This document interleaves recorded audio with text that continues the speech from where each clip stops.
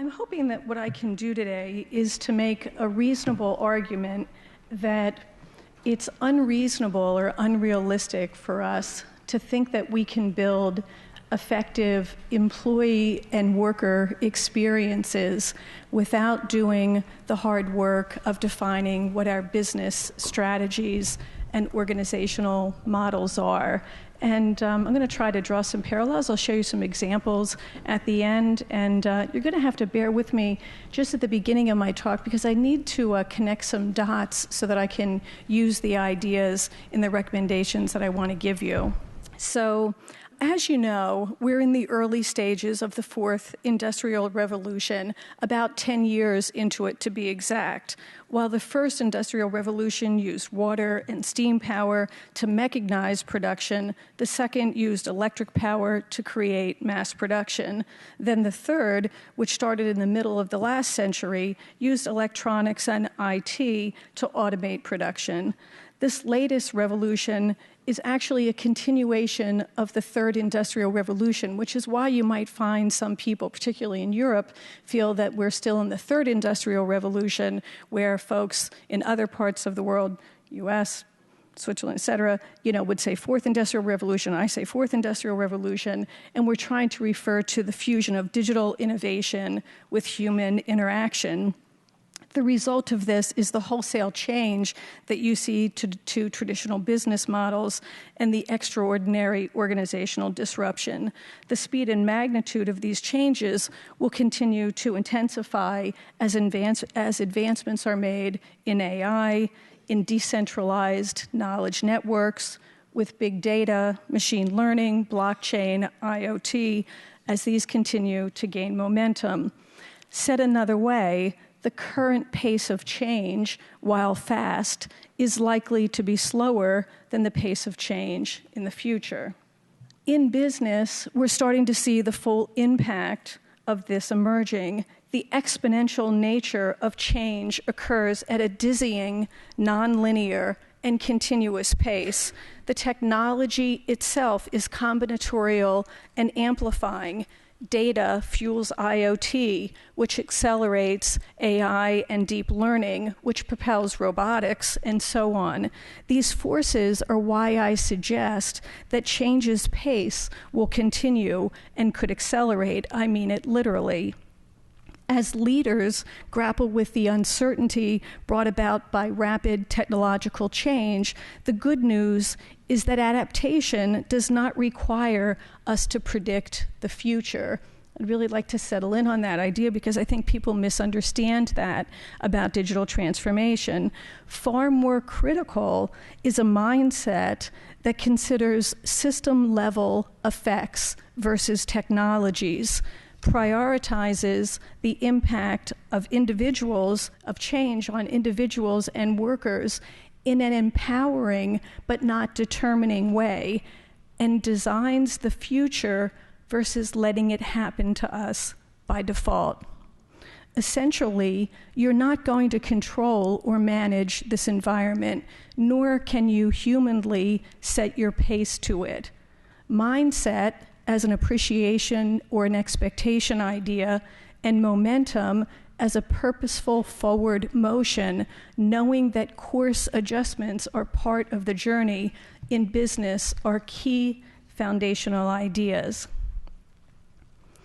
These last 10 years are synonymous, in my opinion, with the first wave of the fourth industrial revolution, and they help to give context to the circumstances we observe, the pace of unending change, leaders uncertain about what the future looks like, our organizational hierarchies working against us, even ways that we segment to try to understand our workforce, now often in terms of digital maturity and readiness.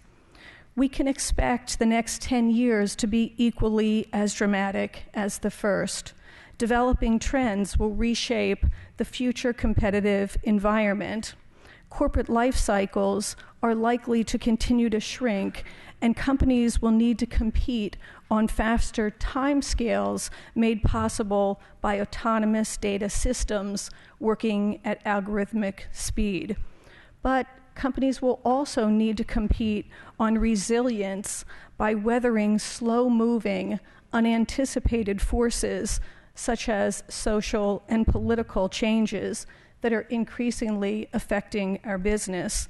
In this environment, leaders will need to design our new, adaptive, resilient, innovative, and human-centric organizations. And they need to do that without knowing precisely where they are headed. Instead of finding this uncertainty paralyzing, they'll need to balance waves of successive strategic evolutions with stepping stones that support near-term progress while allowing for adaptability. It's the analogy of not knowing the second step until the first has been taken. To make progress in an uncertain environment, a company needs to take stock in its current position and observe early-stage failure patterns. And here are a few that we've observed. Kind of profoundly, digital transformation as a label didn't serve business well in the first phase of the Fourth Industrial Revolution. We lost the big why, the Fourth Industrial Revolution and all of its forces. And in doing so, we lost the context. We didn't foresee the magnitude of the disruption or really understand how to explain it to ourselves and to others. Instead, we focused on the digital, and as a result, we had goals like automation, cloud, social, analytics. Does any of that sound familiar? It does. We spawned dozens and sometimes hundreds of digital projects with unclear strategic direction or unexpected or unassumed outcomes, no central control or coordination, no means to shut them down, especially if they were poor performers, and likewise no means to move them on to enterprise scale. In the absence of a cohesive, I'll call it now, business digital strategy, our strongest structures, which are vertical, dominated. Digital grew in silos that mirrored our organizational silos.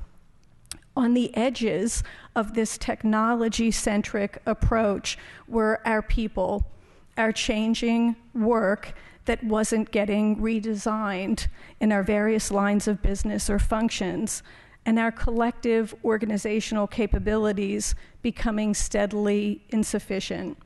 We couldn't shield our people from the continual vibration of the change, and yet we couldn't prepare them for it either.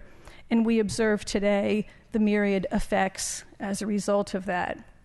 In 2018, the World Economic Forum, which if you don't follow them, you should. They have a wealth of tremendous information.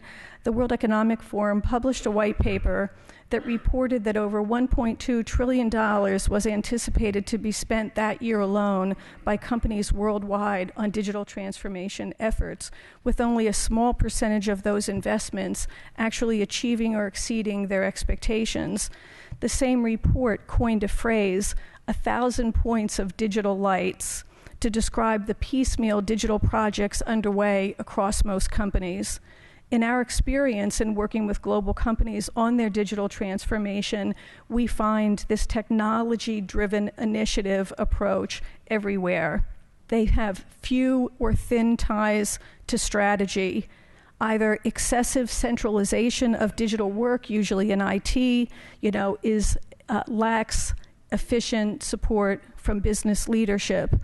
On the other hand, excessive decentralization in other companies would create unnecessary redundancies and irrational ecosystems across business units. Digital plans in either model are often very near-term schedules, more so than being flexible roadmaps, and this environment made it hard, if not impossible, to find patterns and anticipate risks in the current state. Launching an ambitious strategy and building a flexible business model are essential parts of a digital transformation effort. Just as important to success is how well and how quickly a company can assemble the capabilities required to execute that strategy as it evolves.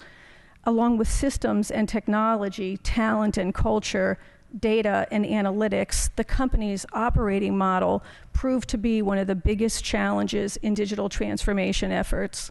Traditional operating models proved to be inhibitors, marked by slow, hierarchical decision-making, rigid, functional silos, and human-only decision-making. These models have a strong focus on optimizing for the short term. They reward incremental improvements, which are largely focused on solving pain points in the current state, and they focus inward versus outward from the organization. A significant lesson learned from the first wave of transformation focuses here on the need to design new digitally centric operating models that bust internal silos, create cross-functional collaboration to unite on common operational and organizational goals without having to centralize everything, and to coordinate and incubate meaningful initiatives with the purpose of embedding them back into the business at the right time. Surveys and studies abound that suggest leaders believe their biggest organizational challenge in their digital transformation efforts is insufficient internal skills or workforce readiness. This focus on the reliable organizational capabilities needed to succeed in the future state, agility, resilience, open to change, and critical human-only capabilities are needed in a digitally powered environment. In your own pre-conference survey, I don't know if you know that 60% of you cited the development of these skills of agility and resilience as the focus of your change programs in the last 2 years. But building these organizational capabilities has proven more challenging than initially expected, and the painful evidence of change fatigue in many organizations is not uncommon. And it's hard to see, honestly, especially when you see it on the front line. Perhaps the most underdeveloped idea from the first wave of digital transformation was the focus on earlier low-hanging fruit automation without a similar level of focus on optimizing human-machine work. This evolving human-machine relationship where people remain involved when the work is not fully automated is a crucial aspect of any digital transformation strategy. For many organizations, the amount of fully automated work is small compared to the amount of work expected to be performed in a hybrid human-machine partnership. As humans increasingly take their hands off the wheel at work, this area will be a critical focus going forward, and there are sufficient issues about how this works, how this work gets redesigned and continually optimized, and how we ready or hire the staff to do this new work. I think it's one of the things that we're the farthest away from being ready for. To summarize, what we learned from the first wave of digital transformation, just some of the things fall into these categories. Digital transformation is more than buying digital and installing agile technologies. Long instantiated vertical structures and silos conflict with the horizontal structures needed in digital-first organizations. Engagement and culture change, which have just dominated our discussions for the last at least 4 years, without the context of new work and the clarity of new ways of working, have limited sustainable value. That's why we built employee experiences based on communications and social capabilities without context. Human and machine work allocation and design needs to be integral to critically needed organization design, and leaders need better methodologies for managing ongoing large-scale change as learning and adaptation is constant. Looking ahead, a couple of areas that I'd like to build some thoughts on that get me ultimately to building the employee experiences that we need in the future state. A little bit on organizational transformation, and I'll end with a little bit on methodology. We need a deep integration of digital initiatives with the purpose, day-to-day work, and underlying ethics of the entire ecosystem. Organizational adoption then becomes the facilitator to digital transformation rather than the converse as it is today. practical and thoughtful ways are needed to get these behaviors, organizational capabilities aligned to people in the context of work and also in the context of team scenarios, so that we can contextualize the ideas and ensure our digital platforms and experiences enable these capabilities to be enacted and rehearsed. Said another way, we've got a long list of organizational capabilities that we're trying to build inside the organization, but in the absence of being able to apply those to new work and new ways of working, people don't know how to operationalize what it is that we want them to do. We view that as people being resistant to change. People view it as, what is it you want me to do? How do you want me to behave like that? Where do you want me to behave like that? And we end up with this tremendous disconnect between what the corporation thinks are people's motivations and interests and how people feel the weight of the inability to move kind of on their shoulders all at the same time. You're familiar with ecosystems as communities of businesses that are dynamic enough to create and harness new value through both cooperation and competition. You know the companies, Apple, Alibaba, Airbnb, etc., and the emerging ecosystems, smart cities, mobility, and so on, that are being built and being built fast. We see these ecosystems, and we need to see them not only in the re-architecture of our industries into new ecosystems, but also in our business ecosystems that run increasingly seamless inside and outside the business. Customer centricity in the marketplace equals worker centricity inside the workplace. The business platforms and ecosystems that we build today need to become transparent and apparent to our workers the same way that they need to become apparent and transparent to our customers. It's one business ecosystem, outside the business in the marketplace and inside the business as we operate the organization. So we need to, as leaders, decision in the ecosystem. I say it all the time. What is the ecosystem decision of that? What's the ecosystem analogy of that?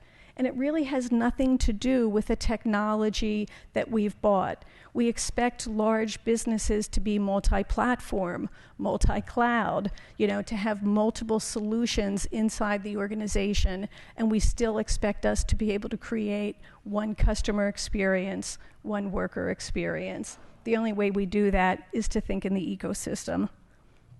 As in our marketplaces, platforms activate new complex business ecosystems.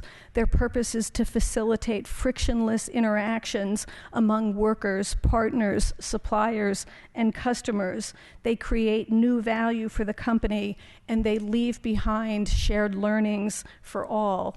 The customer experience is a platform. Your employee experience is a platform. The worker experience is a platform. It's synonymous with the way that you think about Uber. You don't say, that's a cool ecosystem. You say, that got my son home last night. You say, I don't have to drive. You experience the app. You experience the experience at a street level, even though there's a smart ecosystem, a collaborative, cooperative, multi-company smart ecosystem that sits behind that. We need to think about our worker experiences in the same way. So platforms activate these business ecosystems. And you see in this example here, how they have very porous walls. They enable people and constituents in the context of what they're trying to do. The operations of the business become very apparent and transparent, sometimes to the benefit of the organization. We get our customers involved in our business, we make our operations transparent, and we do the same thing with our employees. Now I finally got to my point. Sorry, I can be a little long-winded, but I think that connecting the dots is critical in the kind of change that we're talking about here. Our employee experiences sit here. They sit in the connection of these dots from the business strategy to the operating model that's digitally centric, to the business ecosystems that we're building that are a lot more about rationalized business structures than they are about technology structures, to the platforms that we build for our workers, where we don't transfer our yucky ecosystems to them and make it their problem to rationalize them, because that's what happens today.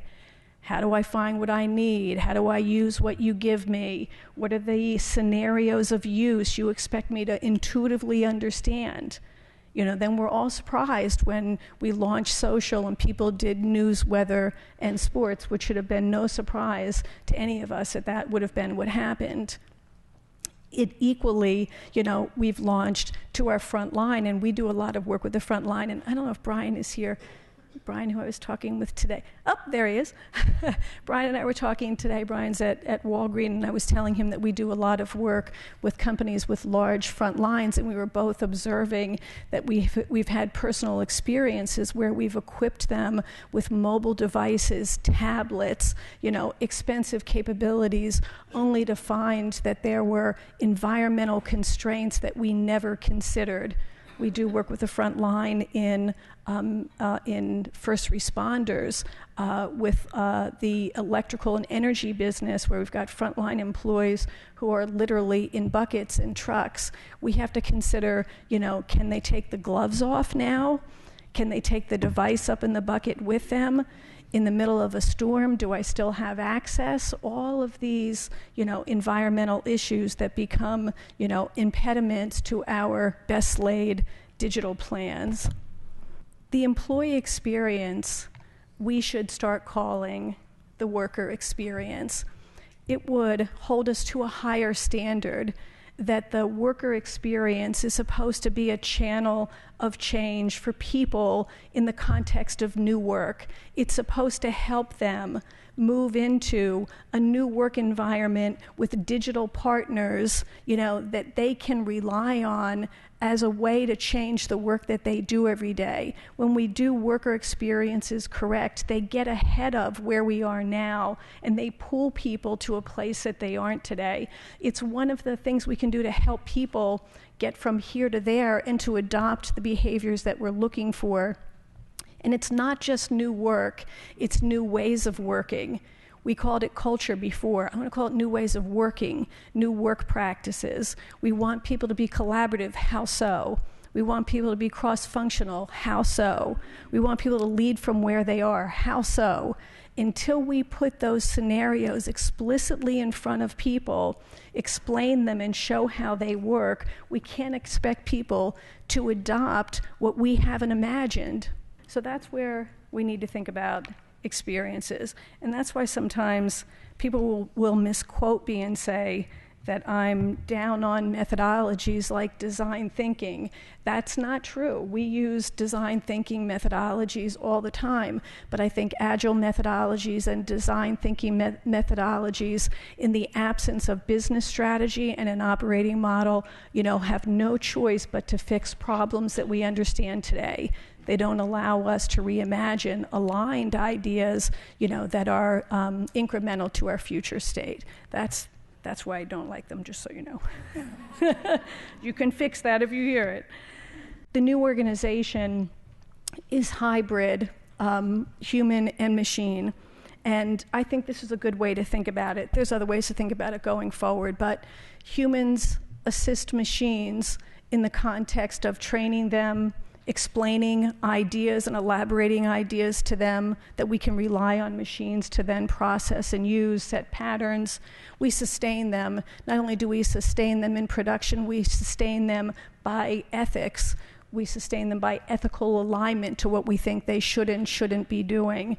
We govern them, and we also imagine their use in the future state. Machines amplify us. They interact on our behalf so that we don't have to talk to everyone, meet with everyone, deliver everything ourselves. They relieve us of daily burdens so that we can move on and find our own exponential value as people. And they extend us physically, continually, to take on tasks that can be unsafe or too much of a burden or spend too much of our time, really dealing with them. Going forward, we think about this relationship and maybe we worry about it, but I actually think we should run after it because there's tremendous opportunities for workers and for us to be extended like this. It's this concept that we mean when we talk about when humans and machines are in play, organizations can adapt now on multiple timescales. It's the same thing with saying we need to build learning organizations. You see, people think that we mean we need to build learning organizations for people. That's not what we mean. Like, just so you know, that's not the definition of that concept. That concept means that we build learning organizations where machines learn within the capacity of what machines can learn, freeing up people to move on to realize exponential value in the context of what people can learn. And when businesses do that, you take your business time scales and you pull them out. Taffy, you pull out the time scales of how the business can manage from fast time scales that are optimized for machines to slower time scales that are optimized for people. Do you see what I mean? And then you take the concept that I gave you before of building resilience into the business, of social and political factors that you do not control the time scale on, but you have to react to them from a business perspective. And it's those slow-moving, sometimes unpredictable time scales, and you see them, they're really affecting business all over the place while we bring in machines to do fast-moving time scales. What business imagines is they put all those balls up in the air. I say it all the time. All the time scale balls go up in the air, and now I have a wide playing field that I can adapt my business by. That's what it means. When we say we want to build learning organizations, we mean every actor learning. And we want to build organizations that run on multiple time scales. Honestly, in my opinion, most CEOs understand that as a concept, but I think that it gets lost in the translation when it kind of comes down into the organization. Am I making sense? Everybody with me? That's a good concept to take away, by the way. Now you know what it really means. Lastly, methodologies. I don't know. Everyone loves to hate methodologies. I'm not a change person, but I can hate a lot of change methodologies. I'm not a developer, and I can really hate life cycle methodologies, just so you know. And these days, the methodologies that we've brought in at times have become more painful than they've become practical, more laborious, than what they've been able to output. It doesn't mean that I think the concepts were bad, but it also doesn't mean that every implementation of them is good. And there's a lot of bad implementations of good methodology, you know what I mean? A lot of bad implementations of good methodology, and we have to sit back and, it's like taboo to say that's a bad agile implementation. You almost can't say it because it's like politically, unpopular. But this is a benefit of being a consultant. You can say things like that, And so I think we need methodologies. I wish we had more business methodologies. I say to my business customers, we need better business methodologies that enable us to see the future, to rehearse it, to make better use of data and analytics as we change or modify our course. And we need to be able to prepare for a wide range of possibilities that enable us to be agile organizations as we deal with the uncertainty of what's ahead. That's what agile means in the context of digital transformation, to just be clear. It means that we have a means of adapting the organization while still pursuing our visions, and we see that as soon as possible so that we can make incremental adaptations. That's that stepping stone idea I was talking about before. And it's surprising that those methodologies either don't exist or they're really immature. I want to give credit to Frank Diana for this diagram. It's his. Frank Diana he's a futurist. He doesn't say he is, but I'll say he is. And he works for TCS, and he's worth following as well, just passing on some good ideas. If I summarize this, I would say you've got to be careful about the illusion of digital transformation. And what happens is the illusion of digital transformation is never getting out of the first wave. You bought digital. I am digital. No, you're not. You bought digital. You're not digital. You just bought it. You know, we didn't implement it. We're not changing the way the business works. All we did was buy it. And we might have kept buying it. And then the second phase, right? Then the second phase was we used it in the context of the current business model. We used it to optimize the current business model. And some people in the organizations that I work with know it. They say things like this. You know, we automated what we already had, you know, running in pretty good shape. I'm like, why'd you do that? You know, because we had to automate something. We had to automate something. I have people that tell me that automation goals come down from their board of directors. And now we're going to, seriously, and now we're really going to automate. We're going to find things to do.